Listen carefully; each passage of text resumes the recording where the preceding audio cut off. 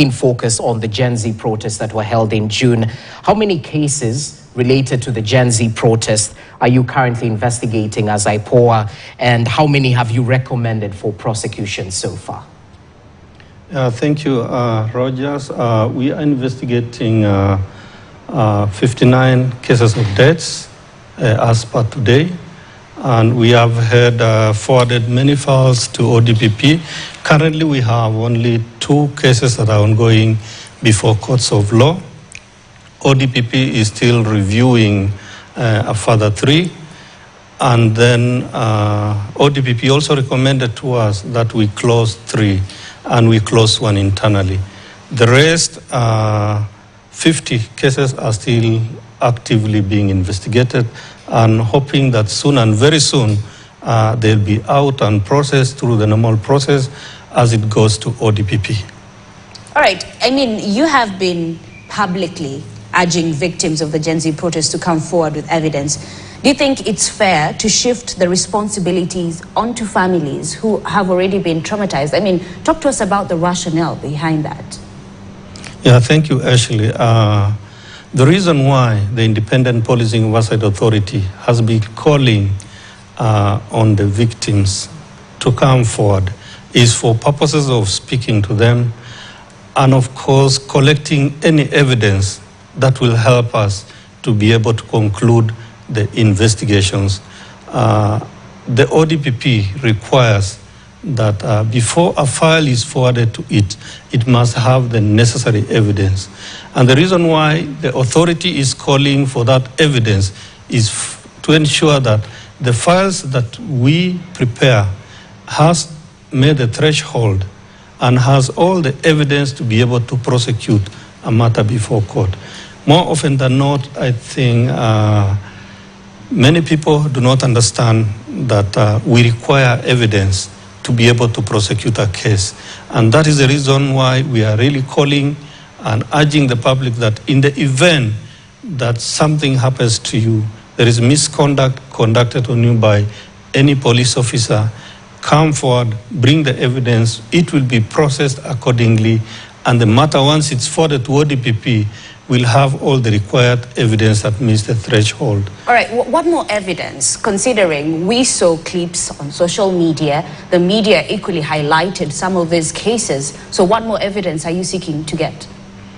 We would require witness accounts of the people who are within where the incident happened to come and tell us, look here, this is what we saw.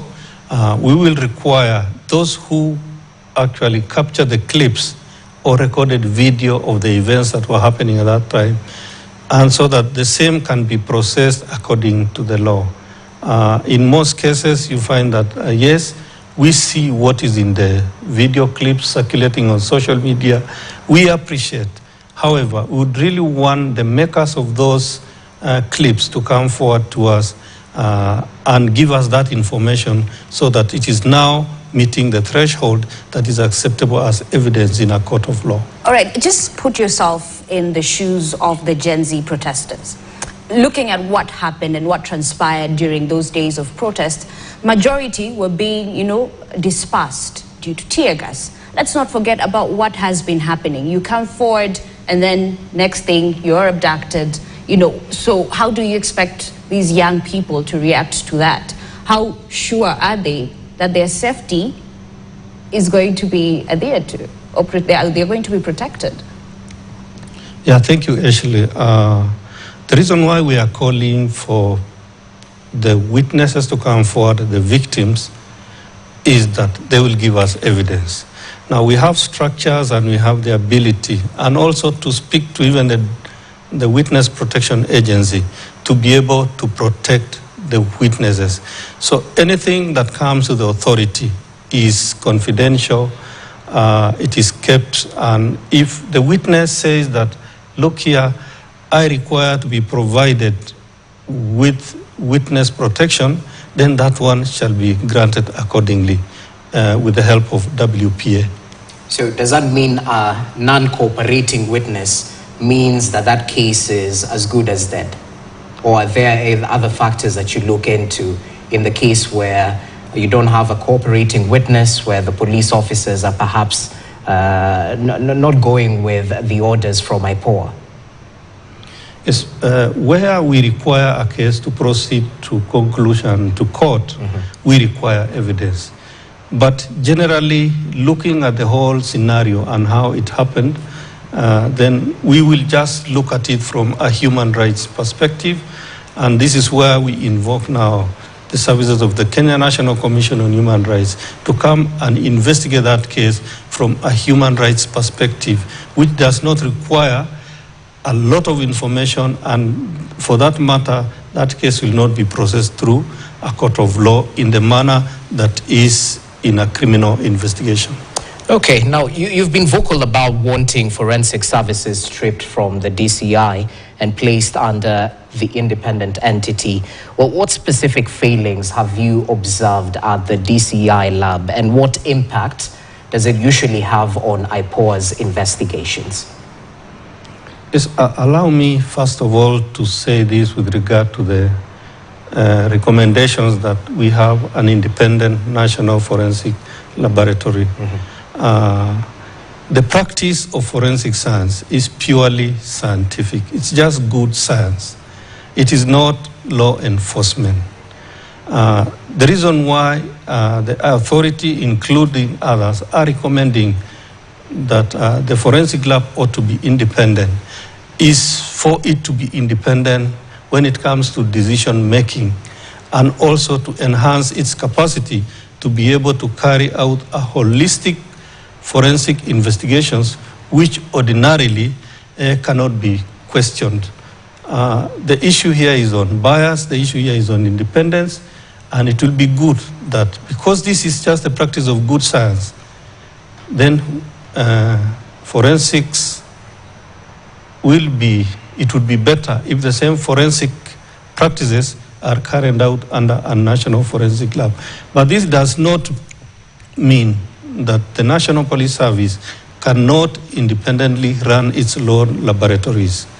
But to ensure that there is quality, there is capacity building, there is the development into that area, because in this country, currently we do not have an institution that guides on how forensics is being done, just the same way like we have the Law Society of Kenya that looks at the quality of the lawyers and has guidelines that governs the practice of law.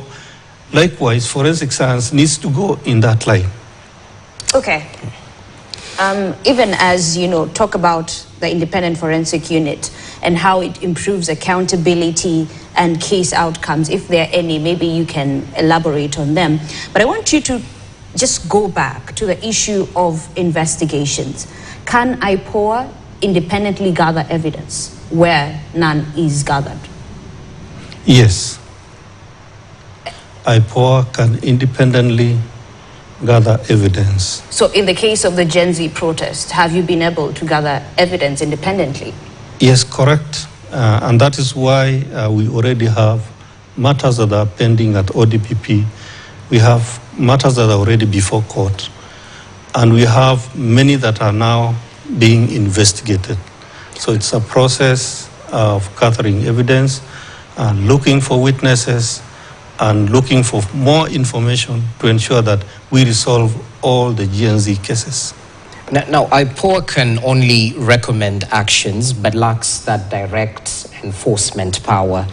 Critics argue that this makes you rather toothless and a burden on taxpayers. What justifies IPOA's continued existence from where you sit?